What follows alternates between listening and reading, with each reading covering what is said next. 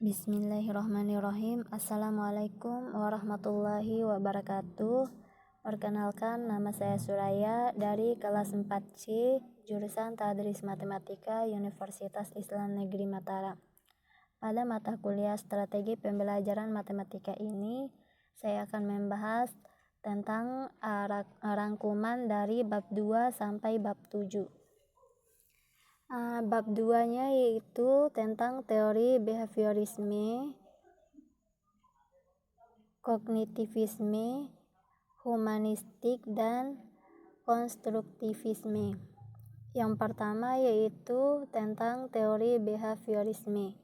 Pada teori ini dapat disimpulkan bahwa teori belajar behaviorisme ini menyatakan bahwa belajar itu merubah tingkah laku.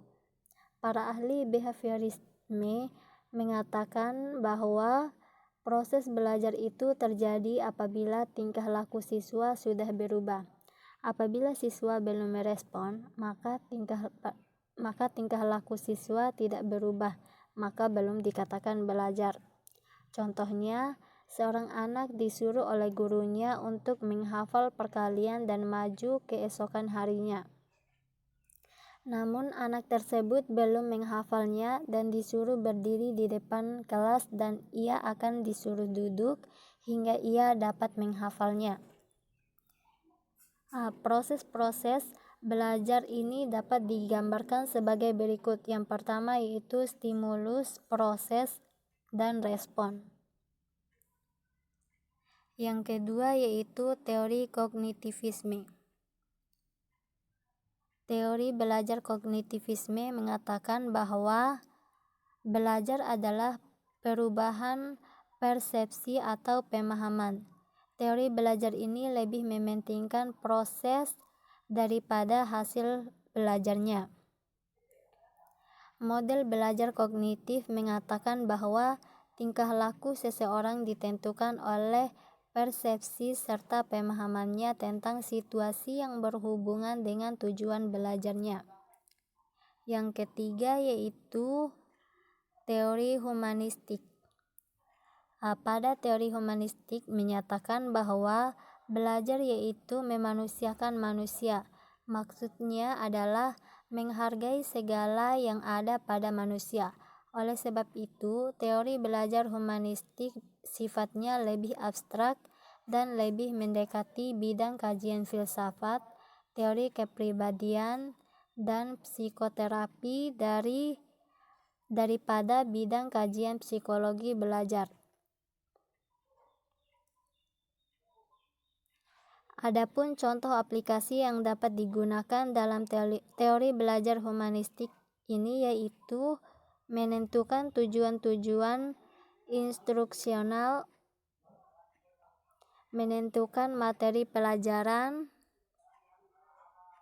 mengidentifikasi entry behavior mahasiswa, mengidentifikasi topik-topik yang memungkinkan mahasiswa dan mempelajarinya secara aktif, mendesain wahana, membimbing mahasiswa belajar secara aktif, membimbing mahasiswa memahami hakikat makna dari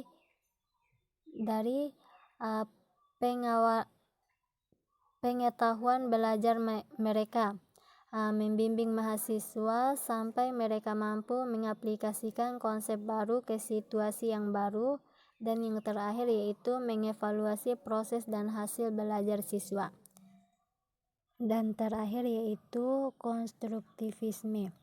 Teori konstruktivisme merupakan aliran filsafat pengetahuan yang menekankan bahwa pengetahuan kita merupakan hasil konstruksi atau bentukan kita sendiri.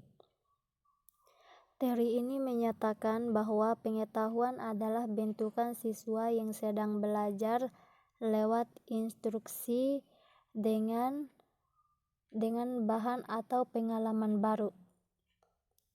Ilmu yang didapatkan tidak dapat ditransferkan dari dosen ke mahasiswa. Isi materi pelajaran ditentukan oleh mahasiswa sendiri. Selanjutnya yaitu materi bab 4, yaitu objek pembelajaran matematika sekolah. Yang pertama yaitu hakikat matematika. Pada abad 21 ini, hanya bangsa yang menguasai teknologi akan menjadi bangsa yang dipandang dunia. Atas kesadaran akan hal ini, maka bangsa-bangsa di dunia berlomba-lomba untuk menguasai teknologi. Yang kedua yaitu ilmu matematika. Apakah matematika itu? Karena sifat khas mematikan tersebut yang mandiri dan mampu berkembang tanpa bantuan ilmu-ilmu lain, sehingga menjadi besar dan luas daerah cakupannya, maka sampai saat ini tidak pernah ada jawaban yang pas atas pertanyaan tersebut. Selanjutnya yaitu matematika sekolah. Yang dimaksud dengan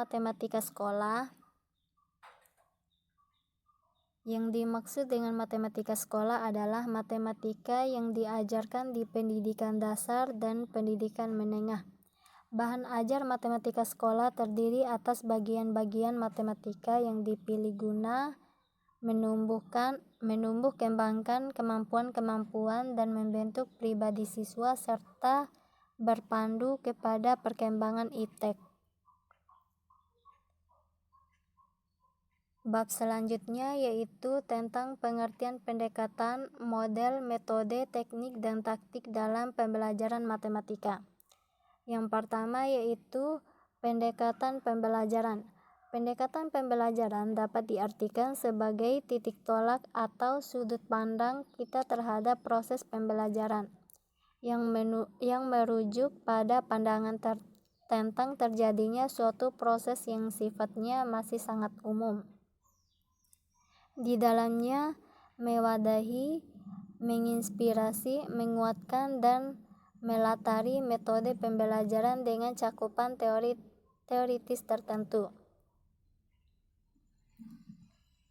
Dilihat dari pendekatannya, pembelajaran terdapat dua jenis pendekatan, yaitu yang pertama yaitu pendekatan ekspositori. Pendekatan ekspositori menekankan pada penyampaian informasi yang disampaikan sumber belajar kepada warga belajar.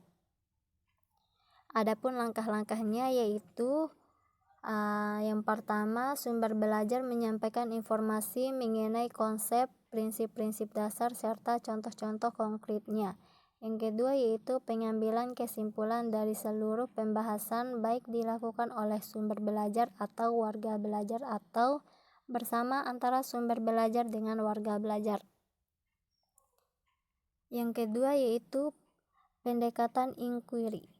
Istilah inquiry mempunyai kesamaan konsep dengan istilah lain seperti discovery, problem solving, and reflective thinking.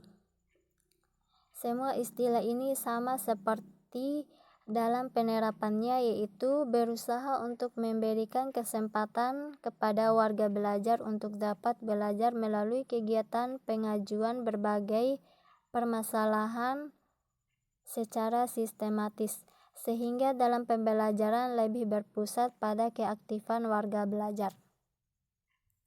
Adapun langkah-langkahnya yaitu yang pertama stimulation, yang kedua problem statement, yang ketiga data collection, yang keempat data processing, yang kelima verification, yang keenam yaitu generalization.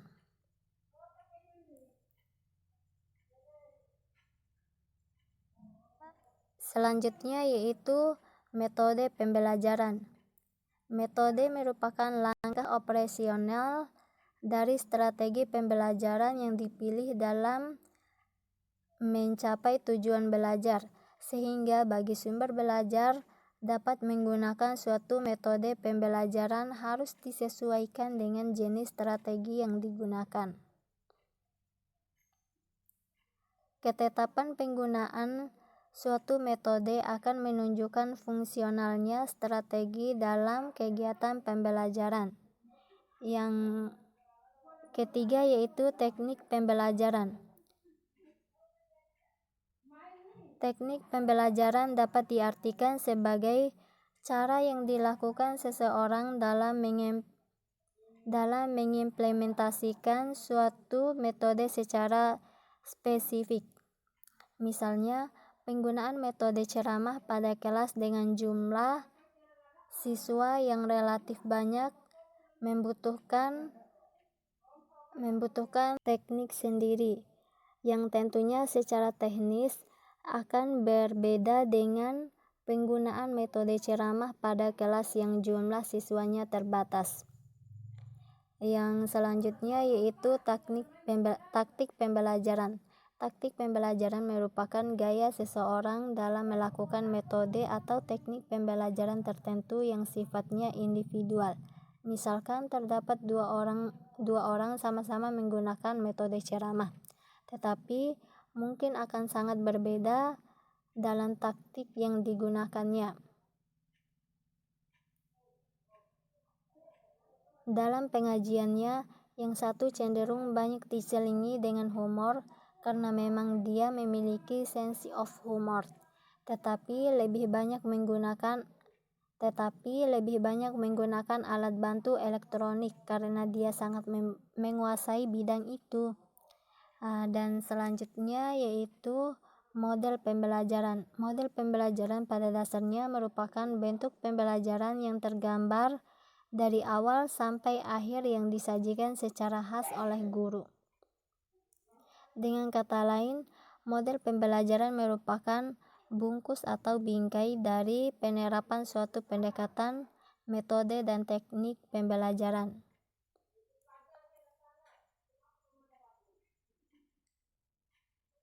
Materi selanjutnya yaitu Realistic Mathematics Education atau RME. Yang pertama yaitu pengertian Realistic Mathematics Education. Pendidikan matematika realistik atau Realistic Mathematics Education merupakan teori belajar mengajar dalam pendidikan matematika.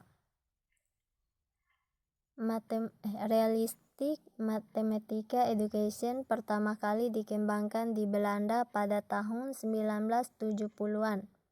Gagasan itu pada awalnya merupakan reaksi penolakan kalangan pendidik matematika dan matematikawan Belanda terhadap gerakan matematika modern yang melanda sebagian besar dunia saat itu. Adapun konsep-konsep matematika yaitu dunia nyata, matematika dan refleksi, abstraksi dan formalitas, matematisasi dalam aplikasi. Yang kedua yaitu karakter Realistic Mathematics Education. Ada 5 karakteristiknya.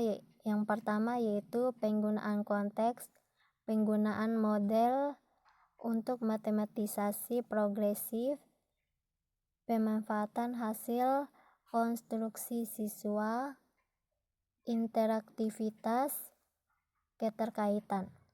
Selanjutnya yaitu prinsip Realistic Mathematics Education. Yang pertama yaitu didominasi oleh masalah dalam konteks. Perhatian diberikan pada pengembangan model-model, situasi, skema, dan simbol-simbol, sumbangan para siswa, interaksi sebagai karakteristik dari proses pembelajaran matematika, intertwining. Yang selanjutnya yaitu kelebihan dan kelemahan RME.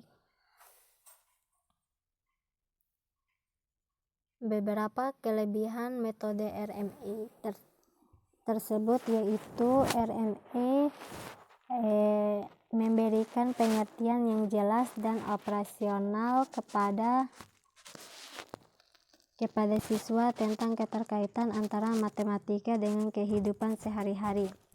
Yang kedua yaitu realistic mathematical education, memberikan pengertian yang jelas dan operasional kepada siswa bahwa matematika adalah suatu bidang kajian yang dikonstruksi dan dikembangkan sendiri oleh siswa, tidak hanya oleh mereka yang disebut pakar dalam bidang.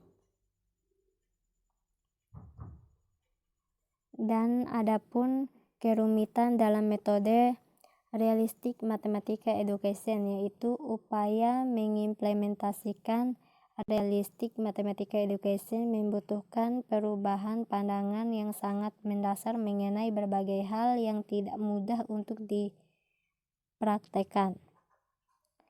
Yang kedua yaitu pencarian soal-soal kontekstual yang memenuhi syarat-syarat yang dituntut dalam realistic mathematical education. Tidak selalu mudah untuk setiap topik matematika yang dipelajari siswa. Terlebih lagi karena soal-soal tersebut harus bisa diselesaikan dengan bermacam-macam cara. Selanjutnya yaitu konsepsi siswa dan peran guru dalam realistic mathematical education. Yang pertama yaitu siswa memiliki seperangkat konsep alternatif tentang ide-ide matematika yang mempengaruhi belajar selanjutnya. Siswa memperoleh pengetahuan baru dengan membentuk pengetahuan itu untuk dirinya sendiri.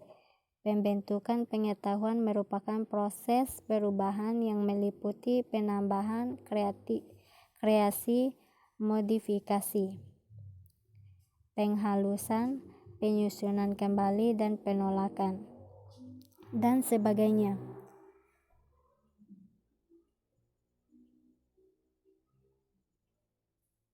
Yang terakhir yaitu pemahaman siswa SD atau MI pada pembelajaran matematika pada bilangan cacah. Jadi bilangan cacah yaitu bilangan bulat. Bilangan cacah adalah bilangan yang dimulai dari angka 0 dan dilanjutkan dengan bertambah suatu dari bilangan sebelumnya. Cara-cara dalam pengoperasian bilangan cacah yaitu ada 4.